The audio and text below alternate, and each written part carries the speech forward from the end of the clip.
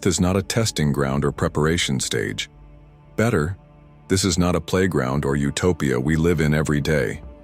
Wars, pandemics, hunger, and brutality make every day a nightmare.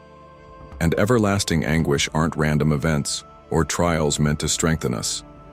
They define us. This domain is hell, so if you're uneasy, the truth is supposed to wake you awake, not console you. Let's remove the sanitized myths you've been fed for generations. Many old traditions people outside the mainstream Abrahamic faiths say this planet wasn't created by a compassionate God. By a despotic force the Gnostics dubbed the Damage, a false god fascinated with power and dominion.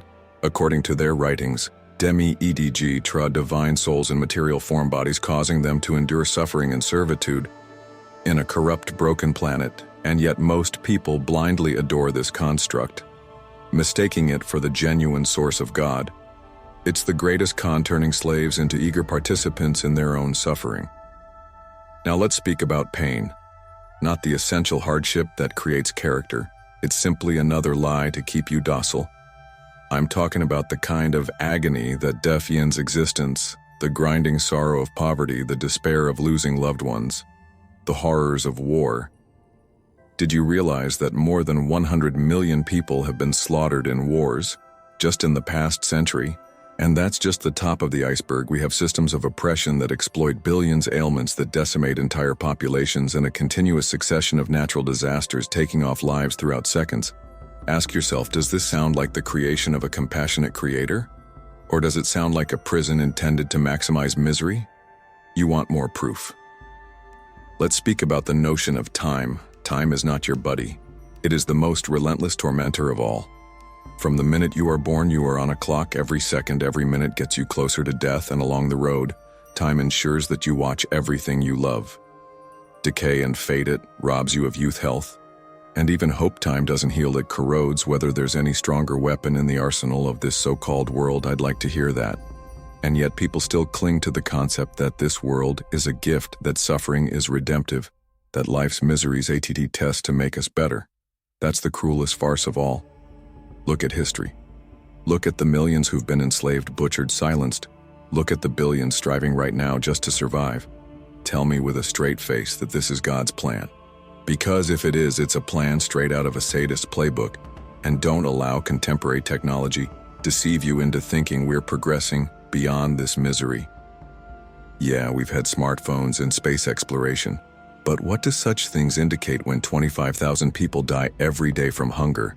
When families are torn apart by warlords and desperate, when the wealthiest 1% hoard resources while the rest of the world struggles for scraps. This isn't recess. It's merely hell with a glossy new coat of paint. Humanity's fall is not a metaphor. It's not a quaint narrative about disobedience and forbidden fruit. It's a deliberate play in a cosmic game of control. Ancient myths across cultures present a picture of humanity being cast down, not by divine wisdom, but by a despotic force that wanted to trap us in a material cage. The biblical account of Adam and Eve, for example, has been misconstrued for millennia. The so-called original sin wasn't about moral failure. It was about humanity being duped and confined to a corrupt physical existence. That fall wasn't merely symbolic.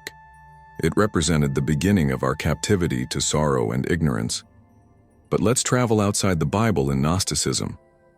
The fall of humanity is related closely to the formation of this world by the Damage. This figure, often characterized as arrogant and deluded, fashioned the material cosmos as a trap. The Gnostics didn't only believe this world was faulty, they termed it a jail to them. The Damage wasn't a creator to be adored, but a dictator to be exposed. And they weren't alone in this idea in Hinduism. The concept of Maya, an illusion that blinds us to genuine truth, echoes this thought: the material world isn't our home. It's a construct created to confuse and control us, even beyond religious frameworks. The idea of a fall resonates in myths and traditions across the globe. Consider the Greek tale of Prometheus. He defied the gods to bring fire to humanity, a gift that symbolized knowledge and power. But what was his reward? Eternal punishment. The message here is obvious: extending beyond your seeking for something higher produces misery. Similarly, in Sumerian mythology, the Anarchy are depicted as deities that deceived and enslaved humanity. These myths aren't isolated, are threads in a greater tapestry that tells us one thing: we are prisoners of a system we didn't design but are forced to endure. Let's look more into how this fall emerges in our everyday existence. As beings are born into dependency from the time we take our first breath, we rely on others for survival. This dependency doesn't disappear, or it evolves as we grow. We become prisoners to institutions that determine how we live. Education isn't about enlightenment, it's about conformity. Job isn't about fulfillment, it's about survival. Even our relationships are often affected by cultural expectations and pressures. The fold isn't a point in history, it's a condition of existence that perpetuates itself via every part of our lives. And then there's the function of suffering, from ancient literature to modern psychology. Misery is described as a teacher.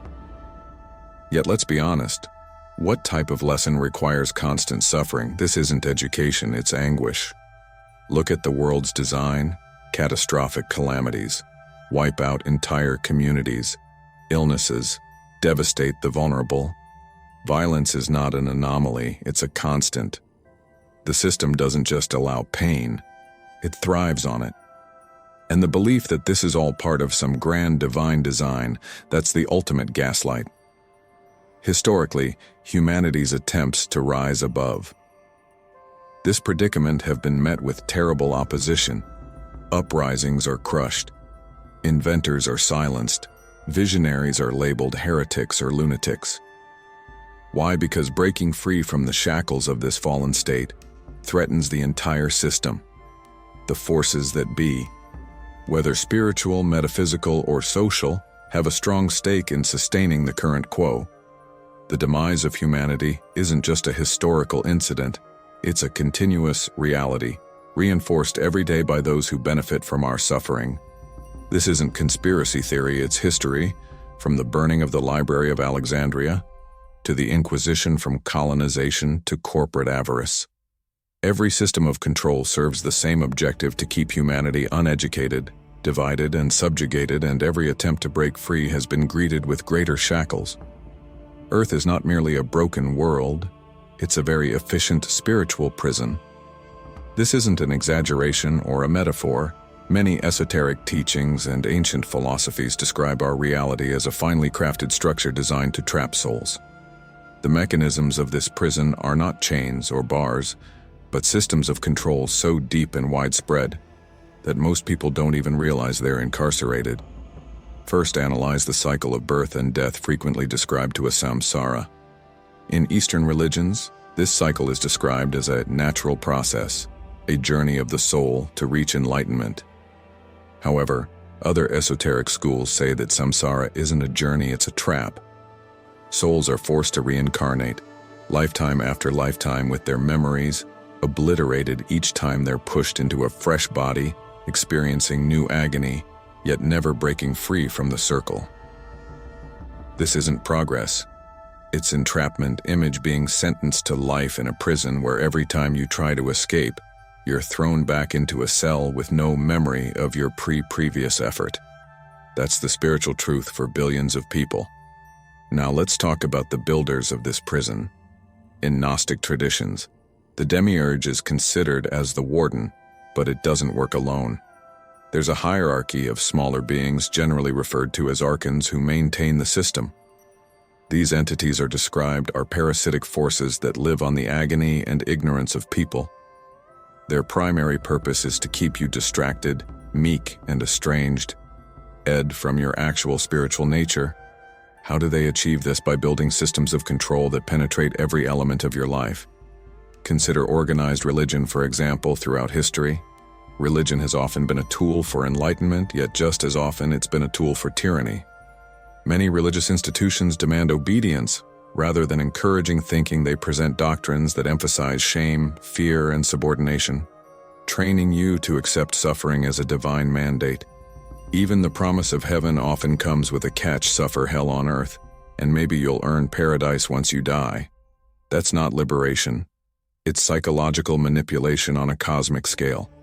But it's not only religion. The jail runs across every system that affects human existence: politics, economics, education, and even culture. Governments make laws not to protect but to control. Economies are built on exploitation, ensuring that a small elite thrives while the bulk struggle. Education institutions teach conformity rather than critical thinking. Media and entertainment distract you from the harsh truths of living, offering you a continual supply of trivialities while stifling meaningful discourse. These institutions don't serve humanity, they serve the jail. And then there's the role of human suffering in a jail. The inmates are there to serve a purpose in this spirit ritual jail. That purpose is energy. Many esoteric traditions indicate that human suffering generates a sort of energy, name it emotional, psychic, or spiritual, that is gathered by the forces that rule this system. Every war, every famine, every act of violence and despair feeds to this energy. The more you suffer, the more you fuel the system. It's not only about keeping you in line, it's about getting every ounce of vitality from your existence. Look at the structure of your daily existence. Most people spend the majority of their lives at jobs they detest just to survive. They are surrounded with propaganda that encourages them to consume, conform, and never question the system. This isn't living, it's existing. And the worst part, most folks don't even recognize they're part of a system structured to abuse them at every turn. Traditionally, those who've sought to expose this jail have been silenced. Philosophers, mystics, and revolutionaries who spoke up against the system were dubbed heretics, expelled, or executed. Why? Because the prison relies on ignorance to operate. Awareness is harmful. Awareness is the first step toward breaking free. Reincarnation is typically advertised as a comfortable thought, a cosmic do-over, where you get another chance to get it right. But let's cut through the feel-good hyperbole and look at what reincarnation truly is in the context of this spiritual prison. It's not a second chance. It's not a route to enlightenment. It's a cycle of captivity designed to keep you stuck in suffering and ignorance. In ancient traditions like Hinduism and Buddhism, the cycle of birth, death, and reincarnation, named samsara, is central to understanding existence.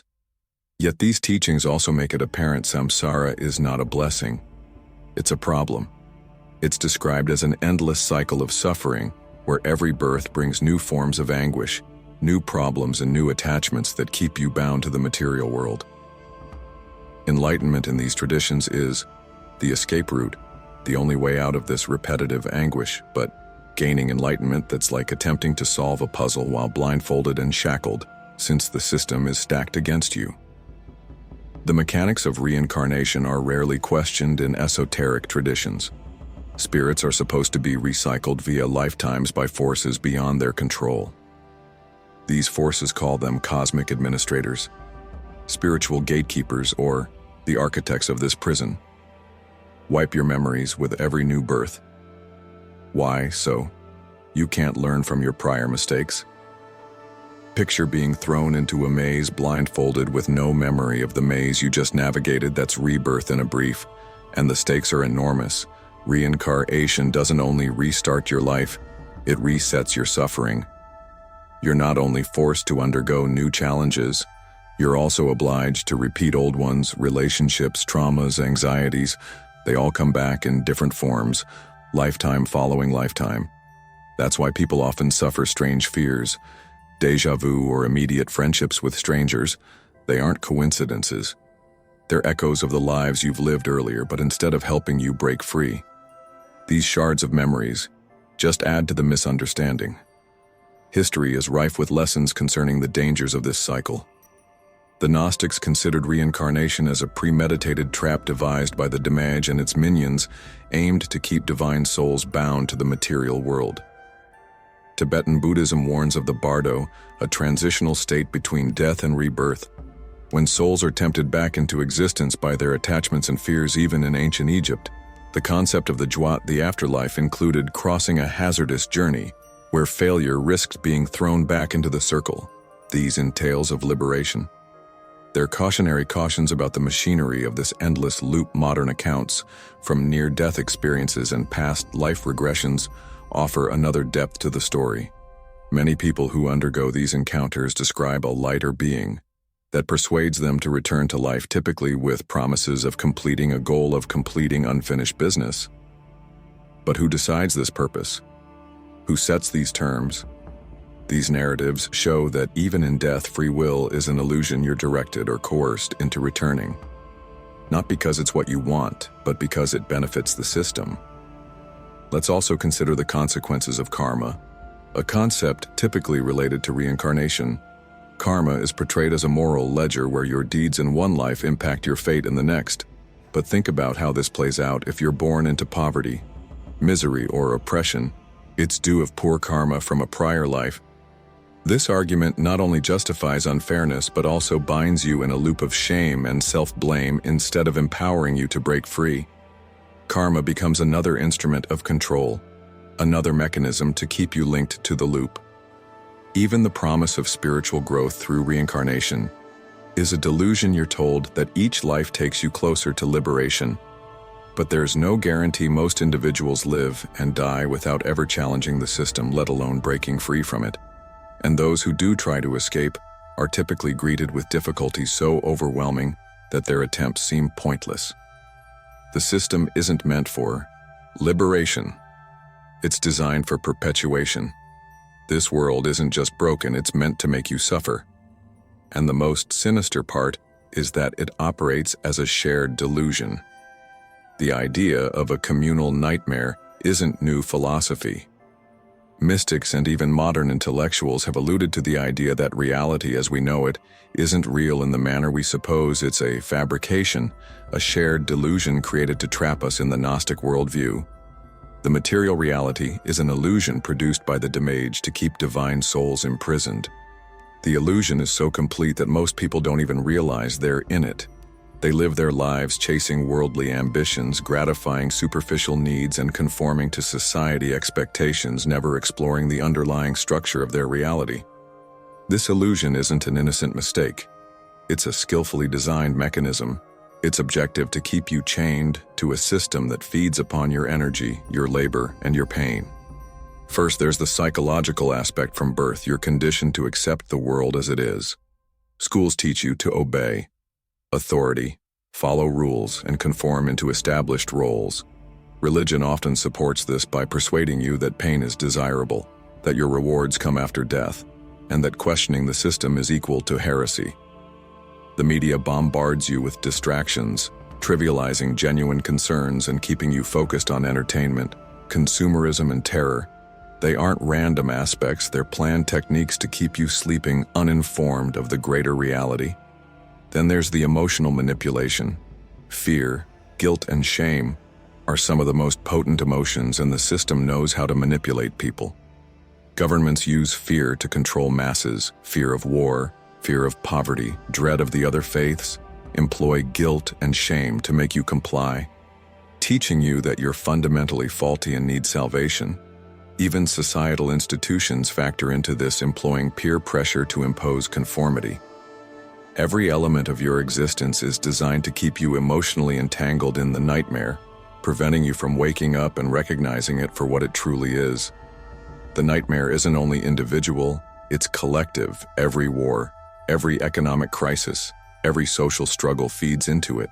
The system generates false divisions, nations, races, religions, beliefs to keep humanity battling among themselves, while people are busy hating each other. They're not questioning the system that keeps them all captive. This division isn't accidental.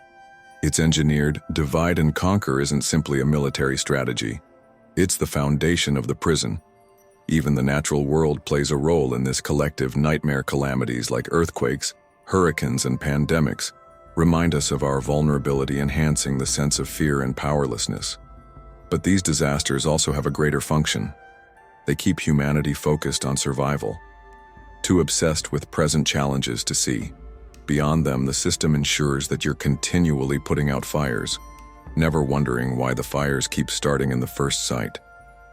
One of the most insidious elements of this collective nightmare is how it replicates itself. People who've bought into the illusion become its enforcers. Parents teach their children to obey the same rules they were.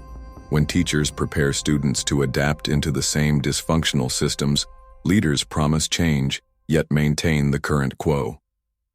The horror doesn't only persist, it spreads generation after generation, because the people stuck in it become its architects. Let's speak about the concept of escape, or the lack thereof, throughout history. There have been persons who tried to expose the nightmare philosophers like Socrates, mystics, like Rumi, revolutionaries like Spartacus. They all pointed to the bigger fact that something is inherently wrong with the world, and how are they treated. Socrates was executed, Rumi was marginalized, Spartacus was crucified. The system doesn't just rest descending. It punishes those who attempt to wake others up. Time is frequently romanticized as a healer, a teacher, or even an ally. But let's remove away the sentimentality and face truth. Time is not your friend, it's the most efficient tool of control in this entire system. Time doesn't simply measure your life, it governs it. It dictating every decision, every regret, and every loss. It's the jail guard you can't see but always feel. To comprehend the true function of time, let's go back to its origins as a concept. Early civilizations like the Sumerians and Egyptians were among the first to systematize timekeeping. They divided days into hours, months into lunar cycles, and years into seasonal rotations. At first glance, it seems innocent, folks structuring their life around the cycles of nature. But it didn't take long for monarchs and priests to weaponize time as a tool of control. Calendars governed when people worked, when they prayed, and even when they napped. Time became a method to structure society, and with that framework came power. Fast forward to the Industrial Revolution. Time was no longer merely a tool for managing life, it became a commodity. Clocks in factories measured productivity. Down to the second, workers' lives were divided into shifts. Each minute accounted for each hour. Mized time stopped being a natural flow and became something that could be bought, sold, and stolen. The saying "in time is money" wasn't just a metaphor, it was a reality that imprisoned millions. And let's not ignore the psychological influence of time. It's not only an external force, it's something firmly imprinted in your psyche from an early age. You're trained to think in terms of deadlines, schedules, and milestones. You're informed that your worth is tied to how you use your time. Are you productive enough? Are you efficient? Each second becomes a reminder of what you haven't accomplished, what you've lost, and how little of it you have left. Time doesn't only govern your actions, it controls your emotions. The worry of running out of time causes anxiety. The regret of lost time fuels guilt. The hope for more time keeps you striving, even when the system you're striving inside is faulty. These aren't unintended side effects. They ain't. The emotional weight of time binds you, tethered to the system, always chasing, always worrying, always regretting. Let's look at how time intensifies. Grieving the death of a loved one isn't only sad because of the loss itself, it's difficult since time ensures that the loss is permanent. Aging isn't only a biological process, it's a daily reminder that time is stealing everything away from you. Your strength, your health, your opportunities. Even moments of joy are poisoned by time since you know they are vanishing. Time converts every peak into a countdown to a valley. And here's the kicker. Time isn't even real in the way we think it is. Contemporary physics informs us that time is a dimension, not a linear path. It's relative, flexible, and far less tangible than we feel it. But the system doesn't want you to know that. It requires you to believe in the ticking clock, the calendar, the straight march from birth to death. Because as long as you believe in the inevitability of time, you're simpler to control. Time also generates the appearance of progress. Civilizations point to technical developments, social transformations, and historical milestones as proof that civilization is progressing forward, but forward to where time becomes a justification for complacency. Things will get better, they say, give it time. Meanwhile, the same cycles of suffering and exploitation recur. Generation after generation, time isn't leading us somewhere, it's keeping us in place. Look at the systems that govern our lives. Capitalism, education, governance. All of them rely on time as a framework. You work your entire life trading hours with dollars, expecting to retire. Before time runs out, you waste years in school, yearning for a future where you can finally live. Yet that future never comes. Since time isn't bringing you to freedom, it's leading you to the grave. Pain is not just a side consequence of existence, it's a resource. actively harvested, sustained, and devoured. This isn't a philosophical concept, it's the essential mechanism of the system. We're imprisoned in pain, dread, and despair aren't only outcomes of life. They are the money of this prison. And like every resource, they serve a function. Let's dive into how and why suffering is extracted, and who or what gains from it across cultures and traditions. There are recurring concepts that human pain provides a form of energy in esoteric circles. It's commonly referred to as luch, a spiritual consequence formed by great emotions experiences. Think about it. War, famine, disease, oppression. These aren't random or separate incidents. They're patterns. And patterns don't happen without aim. The continual global misery isn't just coincidental. It's systematic. Every element of life is engineered to extract agony. Governments fight wars that ruin nations, businesses exploit workers to earn money, societal hierarchies ensuring that billions struggle while a tiny elite hoards resources. But it's not only physical suffering, it's emotional and psychological as well. Media outlets overwhelm us with dread and fury. Social media increases envy, insecurity, and loneliness. These aren't side consequences of modern society. These features, each one adds to the pool of collective misery which the system rely on. Now here's where it gets more darker. This energy doesn't simply vanish. Some traditions indicate that this anguish is eaten symbolically or perhaps literally by creatures that live beyond human consciousness. In Gnostic scriptures, the archons are supposed to feed off the sorrow of humans, sustaining themselves with the energy given by our pain. Similarly, some occult ideas explain parasitic entities that adhere to persons or groups taking power from their emotional turbulence. Whether you read this literally or figuratively, the effect is the same. Pain is not wasted, it's utilized. Think about the industries that profit from misery. The pharmaceutical business thrives on illness, delivering therapy, but rarely cures. The military-industrial complex becomes fat on warfare, with no desire to halt the conflicts that maintain it. Even charities often prolong the problems they promise to cure, generating cycles of reliance rather than solutions. These aren't accidents, they're tactics. Every act of pain fuels a society that benefits from human misery. Historically, this isn't new. Archaic civilizations engaged in mass sacrifices to satisfy their gods, pouring blood in exchange for favor or fertility. But what if those sacrifices were less about appeasement and more about feeding something?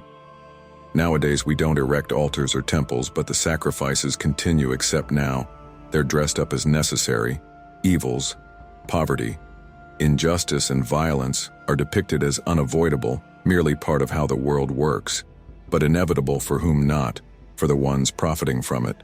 Even on a human level, suffering is extracted. Harmful connections, workplace exploitation, and systemic prejudice don't just affect individuals. They cause ripples of anguish that radiate outward, touching entire communities, and these waves are the true commodity. The system doesn't merely want you to suffer, it wants your misery to be contagious. That's why the news focuses on disasters and tragedies, why social media algorithms intensify outrage, and why economic systems incentivize inequality. Misery love company, and this system ensures there's plenty to go about. Let's speak about energy. Science teaches us that energy can't be made or destroyed, it only changes form. Now apply that to suffering, emotional pain, sadness, and despair. Are types of energy when you cry, shout, or break under the weight of life's challenges. That energy doesn't just evaporate, it goes somewhere. And if the system is designed to maximize misery, you can bet there's a purpose for it. This isn't just speculation. Look at the extent of misery on this globe. Billions of people live in poverty. Millions are displaced by war. Entire ecosystems are demolished for profit. This isn't chaos, it's organized. The agony of the many fuels the comfort of the few, producing a pyramid where the suffering of the base maintains the luxury of the top, and at the very top, the unseen entities or systems that live on the extraction of sorrow. Throughout human history, myths have functioned as more than just stories. They were warnings, coded messages passed down through generations to help us comprehend the underlying essence of reality. And when you start looking into these mythologies, a pattern develops, a repeating motif of endless struggle, punishment, and entrapment. These aren't tales of hope. They're accounts of a system designed to keep humanity chained. Let's start with one of the most famous myths in Greek history, Copus. He was doomed by the gods to throw a boulder up a hill for eternity, only to have it roll back down every time he neared the summit. It's commonly regarded as a metaphor for futility, but examined closer, Copus isn't simply experiencing physical labor. He's locked in a system where every effort is engineered to lead to failure. Sound familiar? It's the same dynamic that plays out in our life battle. All you want against debt, against inequality, against systems of oppression, and the boulder keeps tumbling back down. Then there's the narrative of Prometheus, the titan who brought fire to humans.